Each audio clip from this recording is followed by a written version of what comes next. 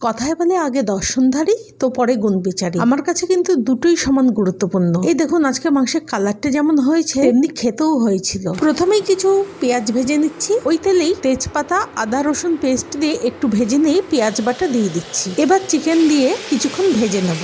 নুন দিলাম, ছোট এলাচ দারচিনি লবঙ্গ জায়ফল গোলমরিচ গুঁড়ো করে দিয়ে দিলাম। কিছুক্ষণ নেড়ে নিয়ে হলুদ জিরে ধনে লাল লঙ্কার গুঁড়ো দিয়ে দিচ্ছি। খুব ভালো করে মাংসের সাথে মশলাটা ভাজতে থাকবো। প্রয়োজন হলে অল্প করে জলের ছিটে দিতে পারেন, তাতে করে মশলাটা পুড়ে যাবে না। লো ফ্লেম করে মাংসটা ঢাকা দিয়ে রাখছি কিছুক্ষণ। প্রথমে যে পেঁয়াজ ভেজে নিয়েছিলাম সেটার সাথে টমেটো কুচি দিয়ে একটা পেস্ট বানিয়ে নিচ্ছি। এবার সেই পেস্টটা দিয়ে দিলাম, আবার মাংসটা কষাতে থাকবো। এখন টক দই দিয়ে দিচ্ছি, কয়েকটা রসুনের কোয়া দিলাম। মাংসটা খুব ভালো করে কষানো হয়ে গেছে, দেখুন তেল ছেড়ে বেরিয়ে এসছে, কত সুন্দর দেখতে লাগছে। ঝোলের জন্য গরম জল দিয়ে দিচ্ছি। ঝোলটা ফুটতে শুরু করলে ঢাকা দিয়ে রাখবো যতক্ষণ না মাংসটা সেদ্ধ হচ্ছে। শুধু মাংসের কালারটা দেখুন, বানাচ্ছি চিকেন, দেখে মনে হচ্ছে মাটন। কাসুরি মেথি দিচ্ছি, ফ্রেশ ধনেপাতা দিয়ে দিলাম। এক কথায় জাস্ট ফাটাফাটি হয়েছে।